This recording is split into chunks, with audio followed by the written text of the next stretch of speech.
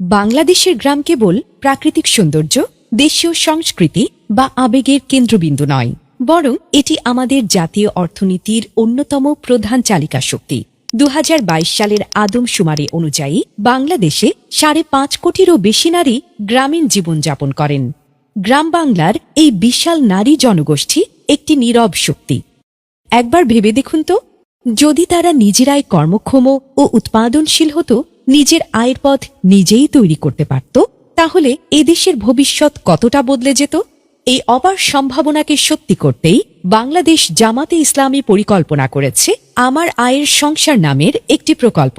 এই প্রকল্পের অধীনে গ্রামীণ নারীদের স্বাবলম্বী করে গড়ে তোলা হবে এবং সম্মানজনক জীবনযাপনে উদ্বুদ্ধ করা হবে।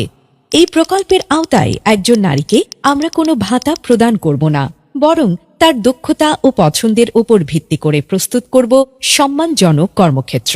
এই প্রকল্পে থাকবে হাতের কাজ ও সেলাই, অনলাইন ফ্রিল্যান্সিং, উঠান কৃষি, হাঁস মুরগির খামার, গবাদি পশুপালন, মাছ চাষ ইত্যাদি।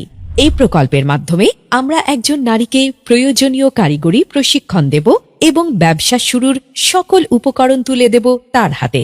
সেই সাথে বছর জুড়ে প্রকল্প পর্যবেক্ষণে নিশ্চিত করব যেন নারীর স্বাবলম্বী হবার এ যাত্রায় কোনো প্রতিবন্ধকতাই বাধা হয়ে দাঁড়াতে না পারে। এই প্রকল্প দেশের সামষ্টিক অর্থনীতিতে একটি শক্তিশালী অনুঘটক হিসেবে কাজ করবে, যা দীর্ঘমেয়াদী টেকসই উন্নয়নের পথ প্রশস্ত করবে।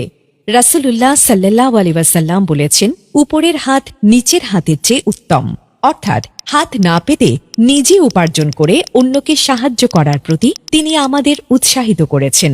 এই আদর্শকে বুকে ধারণ করেই বাংলাদেশ জামাতে ইসলামী এদেশের গ্রামীণ নারীদের জন্য আমার আয়ের সংসার প্রকল্পটির পরিকল্পনা গ্রহণ করেছে।